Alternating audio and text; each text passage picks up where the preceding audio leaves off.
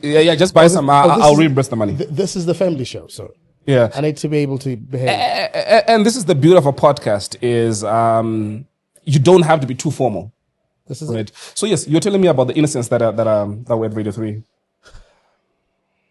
There was I forget his name. He used to host a show called Teen Connect. Teen Connect. Yes. That could be at a time when I left for South Africa. Oh, right. Yeah. Okay. Possibly. Were you on radio at the same time that Peter Jones was there? Yes. Aha. The major names at the time I was there, Peter Jones. Yes. Fungai Marange, the Hitman.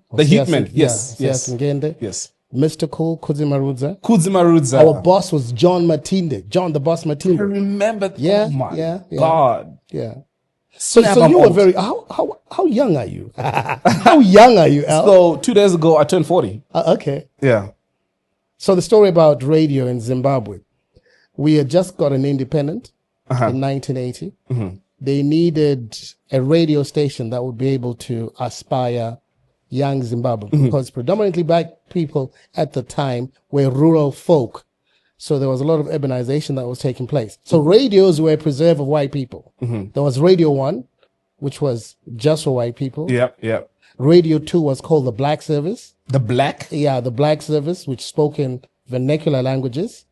So Radio 3 became a birth of the integration between Radio 1 and Radio 2. More urban. Yeah, more urban, Yeah. And the guys who ushered in Radio 3 at the time was people like Peter Jones, Josh Makawa. Rest in peace, Peter Jones. Yeah, you know what I mean?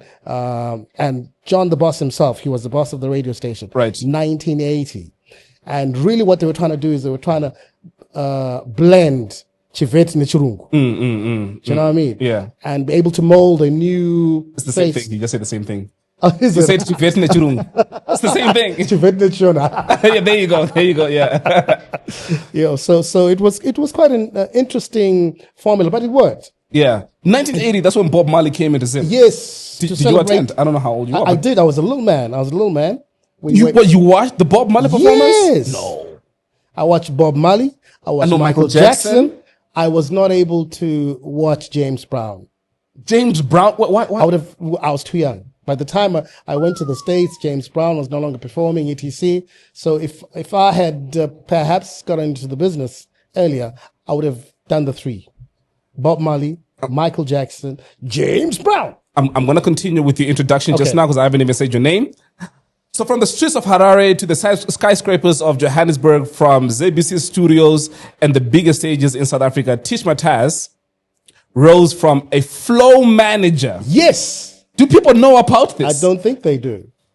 I mean, I could sort out your floor right here. I do up all the cables, you know what I mean? So clean the lenses on them. So I want to hear about this story. Cameras. So I hear you got fired because you grabbed a microphone and you got on radio. I did. So your job then was being a floor manager. Yes. So what happened on the day that you decided to get on radio? So I used to, very much like this ABC, you had radio services on one side, television services on the other side. That was a bridge. It's still there at ZBC. You had to cross the bridge to come from the television side to go over to the radio side. So I'd come to work for television, make sure the studios are clean, then I'd sneak out and go to the radio side. And also do a little work. For you to be part of radio, to have been given the access card, you needed to be part of the team somehow. Right. I was helping out in the library. So you did the access card. So I could get the access card. And then when I got there, somebody didn't make their show. So they said to me, listen, go into the studio. Don't say anything. Just play the music until the standby DJ comes through. Then I thought, this microphone is too tempting, man. I looked at the microphone and I said, you and me are going to be best friends. Well, so did you always love radio, or was that? Yeah, radio was my first love. So we come from a very different analog period of our history. Yeah. People used to gather around either a radio or a TV set in the home. That was their point of information or entertainment access. Right. Unlike you guys, You have personal devices, etc. This is WhatsApp, Instagram. true story. Before WhatsApp, Instagram, before laptops, before tablets, before the computer, Before cell phones. before cell phones. We had black and white Landlines. TV. Black and white TV. Listen, growing up, TV used to finish. They'll shut down, play the national anthem, Anthem. and then would all go to bed. It was at midnight, right? Midnight. And then it resumed at 6 in the morning with the national anthem again. National anthem again. How far we've come. I'm going to continue. I still need to, I'll bring you back Okay. to, how you ended up on radio. He became the voice, behind some of the most unforgettable TV shows and radio shows.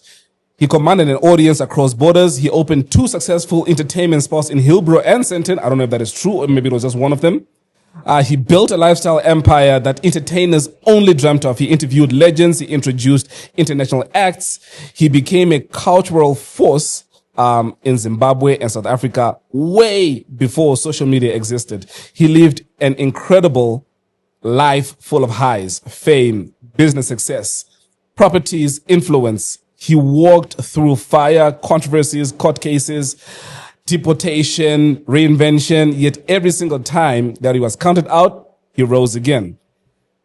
Ladies and gentlemen, the man that we have on the podcast, to me and every single person who is of my age, who grew up in Zim in SA, is an absolute legend, a radio god, Tich Mataz. Can I have some air horns there, Virgin?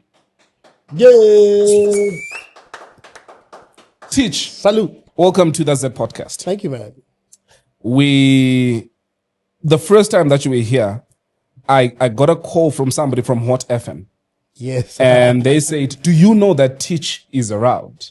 By the time that I got your phone number, I think we left. you had gone. Okay. Danny J gave me your phone number. Danny J.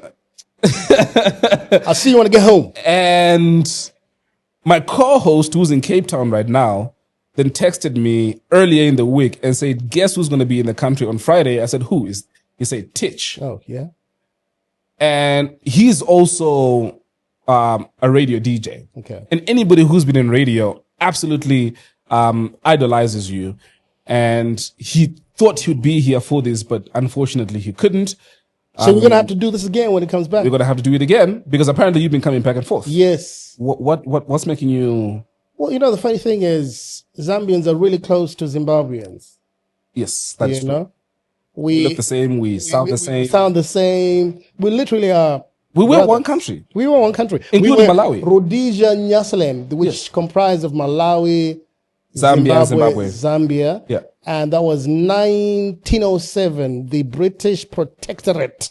It was, we belonged to the Queen at the time. Yes. So we spoke the same. Culturally, we were very similar. Mm-hmm. The languages have little differences here and there. But if somebody speaks You can and has a understand. conversation, in Zambia, I can understand it. Similarly in Malawi, even in South Africa, really. I mean, Zulu is like Ndebele. Yeah.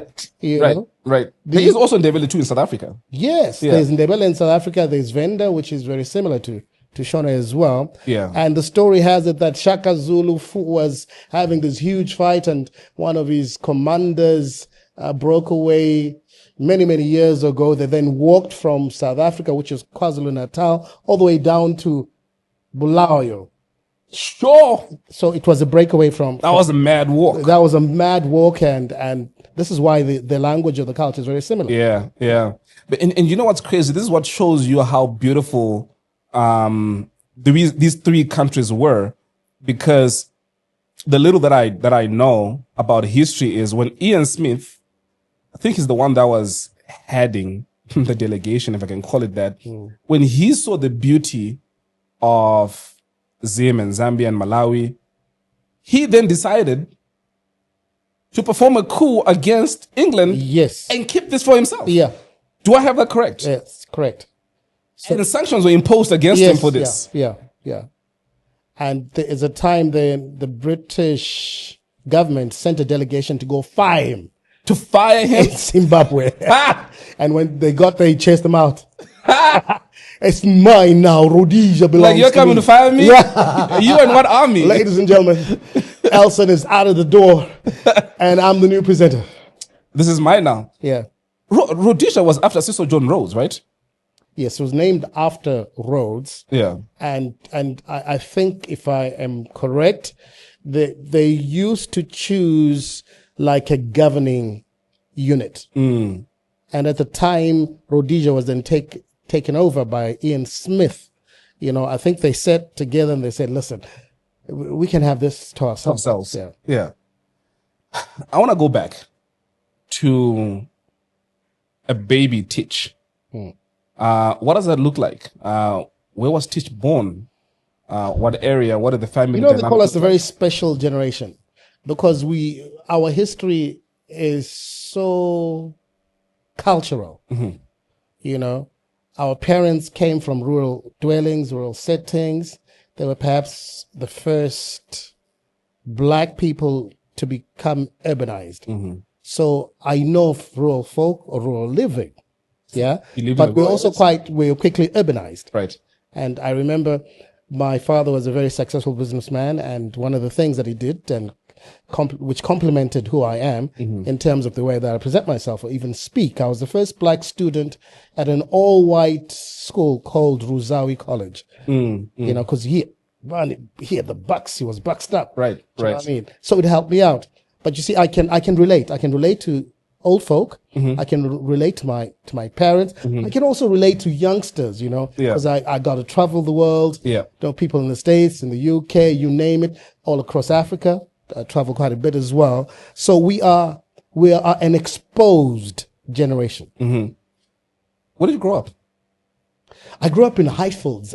Fio, Lusaka. And I mean Lusaka, Zambia. Yeah. So it must mean something. Yeah. So a quick inside thing is that there's a suburb in Harare called Highfields, and within Highfields, what do we classify? There's Lusaka a portion as? of it. It's called Lusaka. There's Cairo too, isn't there? Yes. There's. I think what happened there is perhaps they wanted to name some of these places after African states. I mean cities. Yeah. There's Egypt there. There is Egypt. Yes. There was Jerusalem. There was. It still is. Okay. Lusaka. So you grew up. I'm trying to get an idea of what it looked like back then and what home looked like back then. How many siblings? What did the family setup look like? My father was a very successful businessman. The family was into business. I think it also allowed for me to be exposed to what business is about. They did well. Because of that, there were a lot of kids. Right. Yeah. The money was there. Money was there. You get the money, the women come. The women come. Yeah. I had a conversation a few years later with my dad, and he says, I tried to resist. It was difficult. I tried. It could have been worse, he says. Yeah. So from my mom, it's 3 of us. I'm the firstborn. Okay. 2 sisters. But we one family. I mean, it's in the Bible. Huh? Yeah. King David, how many kids did he have? How many wives? King Solomon. You believe in the Bible? I have. Yeah. The multiplicity, the plurality of God. God even exists in 3. So how much of that? But it's true. How much of that passed down to you? Like the lifestyle that your dad lived? I must not be saying this, but I should. This is a safe because space. I'm a straightforward and honest man. I got 6 kids. Yeah. That's not too much though. I try to exist like my dad. Have you heard of a guy called Tim Lisper? Temba is probably at 125 kids and counting. He's a good man. I grew up with him. He's a brother of mine. Yeah. So really, because of that, I grew up in a business family, learned a lot, got exposed, traveled quite a bit. Lusaka was an important setting for me. Lusaka, Zambia? Or Lusaka? Highfields. Okay, cool. Because we have to distinguish between the two. Right. Yeah, so Lusaka, Highfields was an important setting. We grew up with young thugs. You had to fight for your place, man, and Say a your word. space. Yeah. So I think it gave me the tenacity Yeah. and the spirit to fight on. It's not the number of times you fall. It's the number of times You get up. up. Yeah. So at what point then did radio come into the picture? So is our saying the only most important gadget within the family. Thank you very much. Was either a radio Or a TV? or a TV. And most people had radios. TVs, the things with the back, they Right. came in black and white at the time, Yeah. were very expensive. The massive tube at the with back. a massive tube at the back. You need to warm up the tube before it turned on. Tell me something. So, Yeah. sorry to cut you off. Am I the only person whose TV had what felt like fur? No. Like when the TV was yes, on, yes. if you hover your hand like a few centimeters away from I'm the not going to TV, call you a young man no more. You're an old man. you'd feel You know? some fur. Yeah. What the hell is It's the static that built around the screen. that? You see? So that thing was alive. It was Monstrous. Yeah, it was. Yeah. And in perhaps one district, like in Lusaka, there were specific homes where there were television stations. And if you wanted to watch your favorite program, you'd have to be friends with, whoever had a TV in their house. Whoever had a TV in the house. Right. Yeah. So, so that was the original setting. Uh-huh. I grew up in that environment. It made me very strong. And it also allowed for me to appreciate quality, moral standards, integrity, and hard work. Yeah. So how then did you settle for radio and not TV? So we used to listen to radio. We'd literally rush from school, come, sit around, and catch a specific, presenter on the show. The only access to music was through radio. I remember that. Yeah. If you wanted to know who's trending, what's the latest music, who's popping, who's not, you'd listen to radio. And whenever I sat in front of a radio show and would listen, I would just imagine, how could it feel being in the studio? And that just, there was a seed that was planted when I was a young man. Yeah. And I remember I would sit around, my parents would say, so what are you going to become? Are you going to become a doctor? And remember, your dad was very successful. Yes. Right. Or a lawyer? And in your head, you're like, neither. Yeah. Because they were pushing, I had a lot of interest in chemistry and physics, etc. So at one time, my trajectory was to go towards pharmaceuticals. I wanted to become a pharmaceutical engineer.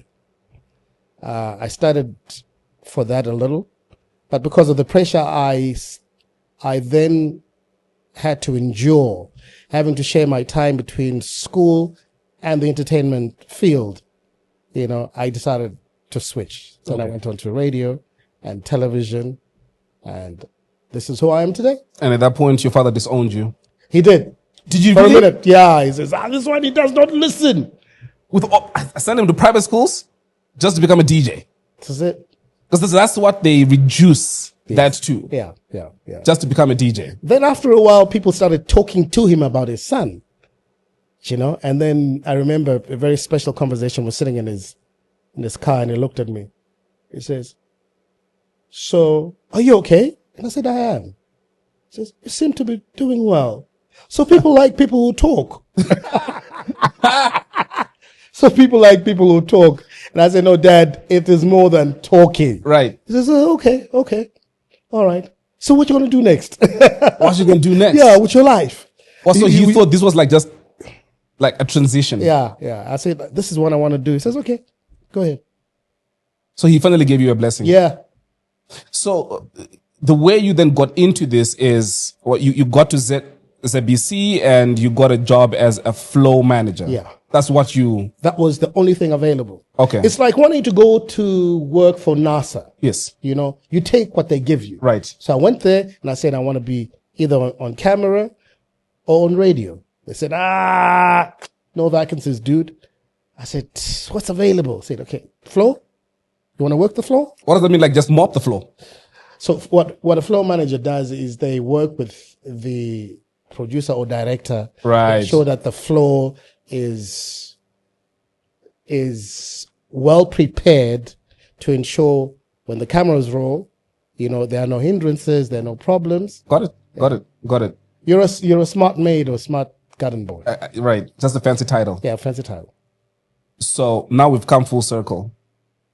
You then get on radio when you're supposed to be playing music and you begin talking. Yeah. Tell us how that went. So I talk and I knew, shit, I've done what the boss said I must not do. And I knew any moment before the cell phone, the telephone was going to ring. He was a good man. He allowed for me to do the show in its entirety. And my heart was beating, man. So after that, no phone call came. I went home. Only when I got home, the phone call rang. Hello? Hi. Can you come to my office tomorrow at 8 o'clock? Can you imagine? I did not sleep that night. Next morning, I got into John Matinda's office and looked at me. He says, so you know what you did? And I say, yeah. I was expecting a letter that says, you are fired. He looks at me. He says, had a few interesting phone calls after they heard you on the station. You got something. Go downstairs and to get proper training. No. That's how I got the job. You serious? Yeah. That's how I got hired. That's interesting. Yeah. You have to take what's yours, I guess. Because for as long as I feel like you're a little too complacent. You got to fight for it. Whatever you have that is embedded deep down within your spirit, you got to pull it out. Yeah. And if you don't, you get to heaven, God is going to look at you and say, Al, but I wanted you to be president. What happened? I put you in the State House. I did put you in the State House. I know you were a gardener at the State House, but you were at the State What House. happened to David? David was a garden boy and a little shepherd boy who was the least in his family. So while the others were sitting in boardrooms, he was out in the bush. Do you know what I mean? Yeah. And they got him out of there. And for him to get the kind of training to become president, he used to play music in the State House for the presiding president. You see? That's how it works. Yeah. You kind of have to play the cards you're dealt. Yeah. And if you're smart, you will realize This is what I mean. Yeah. Yeah. And sometimes God answers in mysterious ways. Yeah, he you does. can ask for something. He doesn't literally deliver whatever it is that you're Directly. direct to you. Yeah. But he'll connect you to somebody like you. Right. I always say the interesting thing about even my lifestyle and radio. Okay, I'm going to do this. Young man, you have keys many people will kill for because you have got access to human beings. You speak to people. So what you do is you direct attention and thought processes. The things that you do create narratives. So you're more powerful, more important than a professor who writes books. You see what I mean? Yeah. Yeah. This may not necessarily make you rich, but this is your key to whatever you want, Al. This right here. You know what you're saying is I've absolutely just prophesied. No, I'll tell you something. And so the guy on the laptop is Gob. We begin to notice Gob, how what's up? powerful. We begin to notice how powerful these microphones were when we went to Livingston. Yeah. And we were giving a review on our experiences and how expensive stuff in Vic Falls was. Yeah. And a day after the podcast aired, the Minister of Tourism called us. You see what I mean? Fast forward to another episode where we had a lady who was in prison. She stole money. Yeah. Millions of dollars. She went into prison and she got pardoned by the president. She came on the podcast to speak about her experience in prison.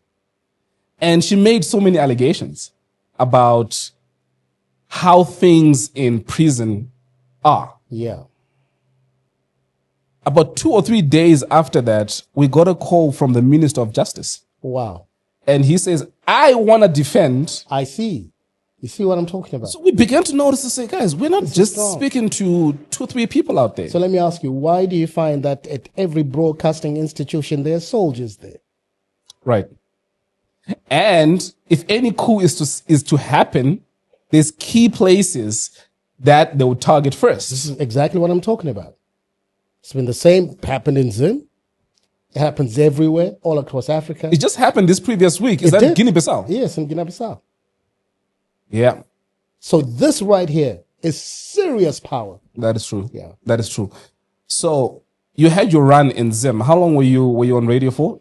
Radio 3? Or did you? Radio 3, yes. So it was Radio 3, it became 3FM, now it's called Power FM. Power FM, yeah. Radio 3, when they then upgraded the frequencies, remember it was short wave and medium wave. Then they started calling the radio stations by FM. Yeah. So Radio 3 became 3FM. And then when they rebranded, they called it Power FM. Power FM. I'd left by then. I'd started to do my stint in South Africa. So I started by default, like I said, I got into the station and I was young. Yeah. I was around about 15, 16. No. Yeah, when I was on the station. And there was a lot of excitement because, remember, we were a young state. We're just become independent, and a lot of young people were beginning to access information and entertainment on radio. Yeah. So Sorry, my talking points are here. Okay, so cool. don't think I'm texting. All right, cool. Yeah. No, go ahead. I thought she was asking you where you were last night. So yeah, go ahead. So I'm glad and I feel privileged that I was a voice to a growing nation, and the people that listen to me and still perhaps listen to me now are the CEOs.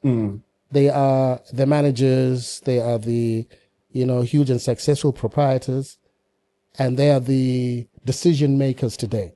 So I walk into a room and the chief executive officer of a huge company says to me, Tich, I grew up listening to you, man. Remember when you said this and you did this? I'm the man who I am today because I used to be connected to you. That's priceless. You did coke on the beat. I did coke on the beat. Oh my God. And that was the trend. That was the first influential television show, wasn't it? Man, you've got no idea the memories that come. Listen to me, Tich. Oh, this is priceless. Listen. He's getting emotional. You know they say that your brain remembers whatever has emotion attached to it. Yes, it does. I lost my virginity listening to Coke on the Beat. That's the first time I had sex. Oh man. And I remember every single week there was Baha Man that was at the top of the charts. Yes, it was. Yes. It was on the charts for I think maybe 3 to 4 months. Yes. Yeah. And oh my God. And where's the unfortunate woman? I don't know. She's That got eaten during Coke on the Beat. But you know what's crazy is she was the neighborhood hoe. So she had experience. But they're the best because they teach Precisely. Because now I didn't have to impress her. Because she knew that. Similarly, when I was 13, true story, in the ghetto, the neighborhood hoe came to the house. And she looked at me and says, "Are you all grown?" And I said, "Yes." And she said to me, "Prove it." And I said, "How?" She says, "Do you know where to touch?" The rest is history. But I must sue her. But I enjoyed it. And she trained me well. She did, right? So salute. Because, the craziest thing is Because now when it was my turn, because she's been through all your homies. John, Peter, and now Samson, when it was my Farai. turn, she comes and she says, I found Jesus. I'm like, you can find him tomorrow. What do you mean you found Jesus? He's not going anywhere. You can find him tomorrow. It's my turn. Wait, it's my turn. Jesus can wait. It's not going anywhere, bruh. So yeah, man, I listened a lot to you. I listened a lot to Peter Jones. The other Innocent, I'm forgetting his last name. Innocent Manasseh. Manasseh, yes. And I know you guys all. I need to look him up because I haven't spoken to him in years, but good man. I know you guys all used to have like, I'm gonna get to essay just now. Used to have like tag phrases. Yours was Jajiri. Yeah. I forgot what Peter Jones was, but Peter Jones played a lot. Radio driver. Yes, a lot of like the European kind of music. He did. And for the longest time, I thought Peter Jones was white. Okay. Because I'd never seen what Peter Jones looked like. This is it. I mean, nobody had really seen Peter Jones because this was radio. Right. You don't have internet where you can look him up. Yeah. And you know how it was when we were growing up? If you had a relative who was not black, you were considered to be superior than black people. Right. So in terms of social standing, blacks were right at the bottom. Coloreds were a little higher than the whites. And Peter Jones had that relationship or perhaps background, Right. from Acadia and places like that. And, that's where they manufacture. Yeah, the coloreds. The coloreds. Yes. And do we have a place in Zambia where coloreds live? Yeah. Like a neighborhood specifically for coloreds? Because I know in Cape Town, it's the Cape Flats. Yeah, it is. In Zim is Acadia. I don't know if Zambia has got like a spot where you go there, you'll be stabbed to death. Find out, yeah. So then you decide to leave Zim and go to SA. Why the move? What happened? We used to capture the things that we did on cassettes. A friend of mine called Joe came to Zimbabwe and he recorded my show while I was on the radio. And a lot of people used to play these cassettes at their parties. Right. So he went to a party and he was playing a show he had recorded off air. Right. And one of the big bosses from a radio station heard the quality of the choices of tracks and the voice. And he said, and how you linked the tracks. Yeah, how I linked the tracks and everything. He said, who's this boy? I said, Joe said, he's a friend of mine from Zimbabwe. His name is Tich. He says, nah, this boy's not a Zimbabwean. When we're growing up, we really were inspired by the hip hop culture, the American magazines. Right. I traveled a bit. I'd grown up predominantly as I went to school with white kids, so I spoke a little different. Right. And we all wanted to be members of New Edition. I wanted to be Bobby Brown, etc. And that American twang did the trick. So he gets impressed. He says, where's this guy? In Zim. Let's buy him a ticket. Let him come to SA. Let's try him out. So you flew there? I flew there. Didn't take the bus? Didn't take the bus. They were paying for it. Of course. So I got there. You landed in Johannesburg. Yeah, but Joburg. Remember, Radio Bop was also the most progressive African service in South Africa at the time. So Radio Bop was very similar to Radio 3. Okay. And Bob Mabena had just left Radio Bop to go to Metro FM. Right. And they needed a replacement. For Bob Mabena. Massive shoes. But it still is iconic. One of the greatest that South Africa has ever produced. What years are these? What time period is this? 91, 92. So apartheid was still in effect? Yes. We're just coming out of apartheid. Wasn't it in 94? No, 94, that's when that's when independence. Mandela, okay. Independence. Mandela came out in South Africa. And you on radio when Mandela came out of prison? Yes. Talk about milestones. Yeah, man. I remember the first time I met Mandela. Huge towering guy. Amazing man. Have plenty of side chicks too. Allegedly. But that's why Winnie left. There are many stories about that. Another place, another time. Yeah. Incredible. But you know what? The one thing about Mandela is, I think Mandela was forced into being a politician. I don't think he was really a politician or not. Yeah. So there was a lot of expectation around what he should have done. But I think being the person that he was, there were things he no longer had interest in doing. I've got very controversial opinions about him. Sometimes I really felt sold out. I'm Julia of that says, opinion. that man did nothing for this country. I'm of that opinion. You think so? Well, I've got a home in SA. I go back and forth, so I don't want to see. Yeah. Much. Careful now. Be careful now. Yeah. So again, I want to get to the height because I know, you know, and a lot of other people know the extent of how massive you got in SA. So I'm just trying to build up to that. So you got to SA, you got your radio gig, and tell me how you rose up the ranks from there. So radio wasn't, and perhaps even now is still a very, very important force. Yeah. Okay. It's been diluted. It has to fight for its space. Now, right? Now, because of cell phones. Yeah. Yeah. And podcasts. And podcasts and digital platforms, etc. But similarly, I got to understand what Zimbabweans wanted post-independence because I was there. I could see the movement.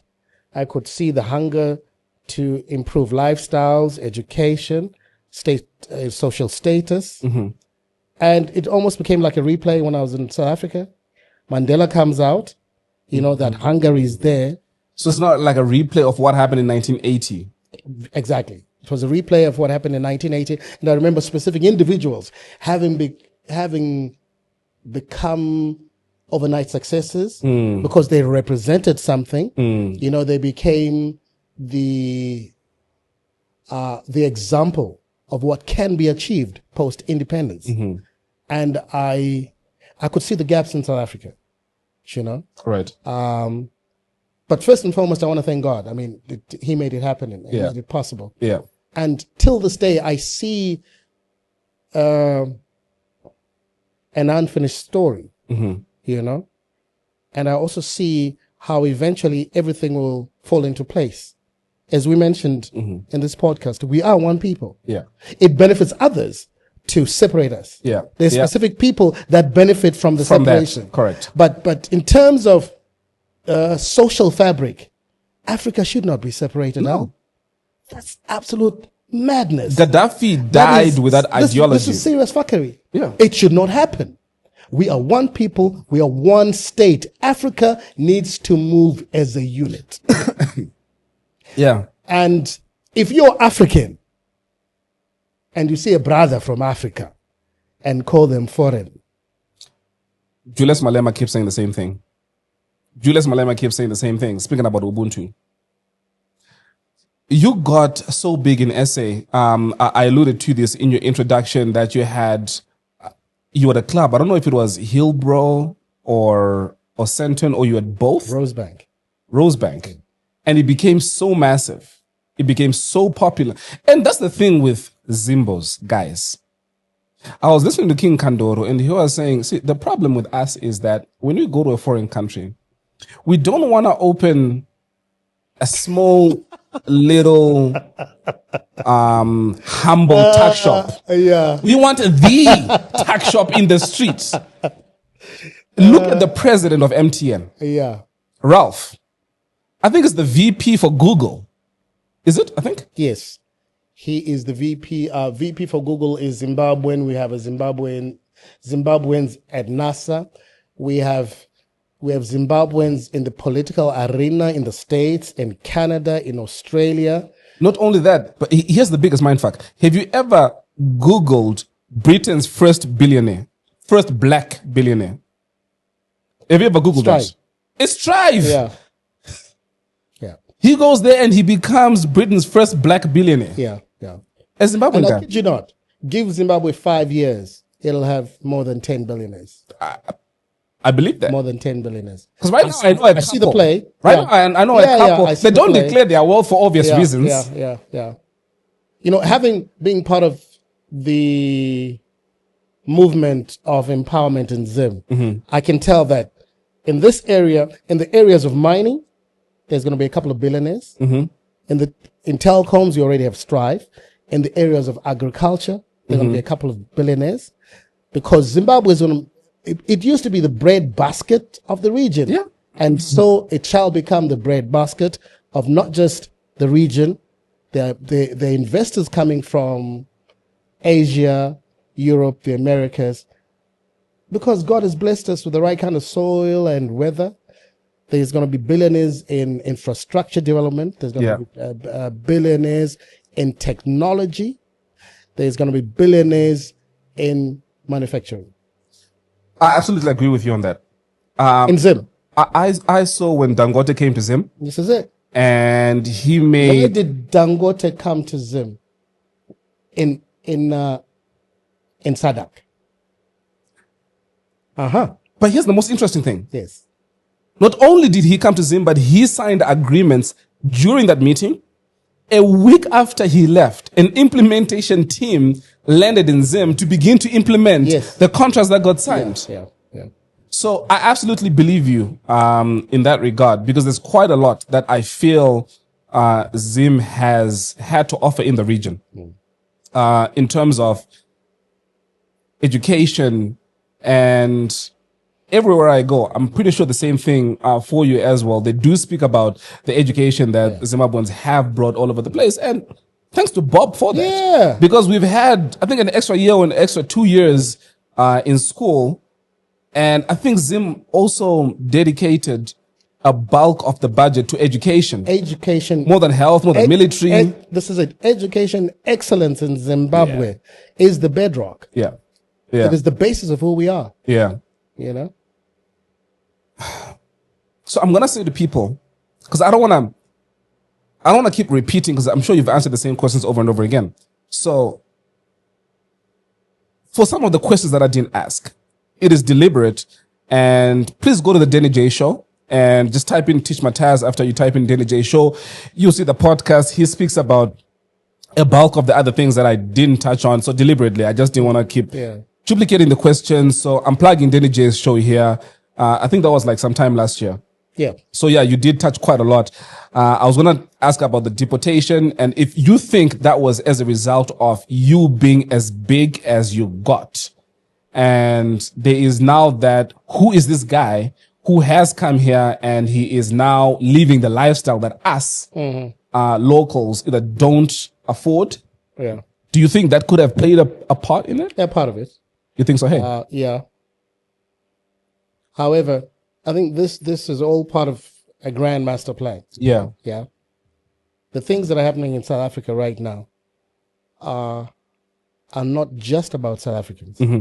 Yeah. They are a prerequisite of what South Africa will eventually become. Yeah. Okay. And if a lot of people appreciate global geopolitics, South Africa is an important part of the African story, guys. South Africa is perhaps the heartbeat of Africa. And if people don't realize and recognize that there are a lot of things that need to be sorted out in South Africa for Africa to be able to spring forward. They have a lot of issues. Yeah. They got another thing coming. You got married in SA? Well, I had a wife in SA. South African? No. Okay. I have, my son was born in South Africa. Okay. I was young, and I got married very young because I was active at a time when the AIDS scourge was there. My brothers were dying, dude. Right. So I said, okay, to protect myself, I need one that stays in the house. Right. I need to get married. That makes me behave and allows for me to come back home on time. So I was married to Penny, was blessed with a couple of kids. Well, was this in Zim? Yes, and then we moved. Then to you South moved to SA, yeah. right? So Tina, my first daughter, was born in Zim. Tina was born in South Africa. And this whole thing then happened. Obviously affected my relationship. Absolutely. Got married again. I got 6 kids, like I said. So I'm blessed to be a father of 6. Mm-hmm. My life has a direct effect on the relationships that I have. Yeah. But with time now, I've been able to appreciate and try and separate the Tich Mataz on stage, in front of the camera or behind the mic, to the father and husband. Yeah. And that's important. Yeah. So are some of your kids still in SA, or are they back in Zim? They're back in Zim. Oh, okay. Yeah. Okay. How are we doing on time there, Virgin? I have a very long story to tell, Okay. and we haven't even started. No, we haven't. There's quite a lot to get into. Yeah. So I think I was telling you that we are hosting Lusaka July. Yeah. So we kind of have to. Good one on you. Well done. Thank you. Hey man, baby steps. Hopefully one day. Let me repeat again. This man is going to be very, very big. You're only just getting started, dude. Listen, man. If we can get a fraction of the success that you tasted. You've been coming back and forth to Zambia. You said you're going to get into that. What brings you here? Zambia is perhaps fast becoming a second home. Yeah. I see a lot of opportunities in Zambia. Yeah. I have a lot of peers and personal relationships, you know, people that were part of my upbringing in Zimbabwe, who were Zambians as well. You know, you spoke about DJ Spiro. We were at his club yesterday. The couple. Yes. Lovely. Is he a DJ? He used to be a DJ. Oh, okay. Oh, well, he's a big boss man now. Rico. Catfish. Wait. Rico. I know that name. Yeah, much older. He did a bit of radio many years back. Okay. I go back and forth and have relationships with Moses, QFM, you know, people who are within the broadcasting fraternity, Hot FM, Oscar, Dumi, who owns Phoenix FM, also in Botswana. I'm going to Botswana in 2 weeks. Oh yeah, I saw that on your your status. Yeah. So there's a lot of interesting opportunities within the industry. Yeah. But also in business. Because Zimbabwe and Zambia are conjoined. Yeah. And there are things that I can't get in Zimbabwe that I can get in Zambia and vice versa. Yeah. And I really want to be able to establish business between the two countries. So is it mainly media and broadcasting that you're looking at? Media is always the key. Yeah. Okay, cool. Media is a key. There's a possibility of doing a radio station here. And then you want to do a radio station here? Yes. Okay. Do you want to be a partner? No. I would love to. Yeah. We should talk about do you know that. Costa? Yeah. You know Costa? I know Costa. I know Costa was speaking about that. And the fact that we're getting into an election year. See? It's a lot of money moving around, man. Yeah. There's a lot of money. If there's anything, whatever small part that we can play, I know you already know every single person. But yeah, if there's any small part that we can play, we are happy to. There's so much that we can do as a voice to the people and as broadcasters with a small community. Yeah. There's enough for everybody. Yeah. And if we learn to work together as a team, we can unlock a lot of value. Yeah. We can all be millionaires overnight. Would you get into radio in Zambia? Yes. Okay. Yeah, definitely. No, I honestly feel that the talent that you brought to Zim and SA, Zambia would absolutely appreciate that. Because it's quite a lot that I can't. I will try and look for old clips that I'll try and play at the beginning of this episode. Because you were a household name, still are. And I told a couple of my friends that I'm going to have Teach on the podcast, and they didn't believe me. They didn't believe me. So this is a dream come true. There's quite a lot to get into. But I know we're pressed for time because from here we're gonna have to go and change. And Lusaka July is happening. So we're going to call this the introduction. We're going to have to do this a couple more times. Please. There are a lot of things at play today. I got to catch a flight. You got to do your stuff. Yeah. And I should be back in a couple of weeks again. And that's when I keep talking. Yeah, I'll let you know. I feel like there's a lot because I had massive talking points. When it comes to money, fame, and ego survival, the faith, I know you at some point. Did you become a papa or a pastor? Yeah, me, I do everything. I saw on Ash Metro years back. Don't ever believe everything they say about you, man. But you saw that, right? Yeah, what I'm I talking know, about. I know. Yeah, those headlines. Yeah. So yeah, there's quite a lot that we didn't get into that I would like for us to get into. You came with. Do you have a microphone? So in the industry of broadcasting, you know, and clubs and entertainment, there's specific talents. Please give me the mic. That should never go unsaluted. There is Kimball Rogers. Yeah. He's done a stint here. Yes. There's Otis Fraser. Yeah. Then there's this man right here, Fortune Soul. These are the masters of the game. Demons. No, you don't want to say that. Yeah. Gods of the... There you go. Gods, yes. Of the nightclub world and industry. He's been at it for... How long now, Fortune? Since 95. Since 95? Yeah. Sheesh, that's a lifetime. Yeah. We did a totally separate episode with you. Your face is familiar. Do you have any links with Lumumba? No. No, it's not. So it's not you then. Yeah. You know, Lumumba is also now staying here. I believe so. AC? Yeah, but is he not in SA? He's here.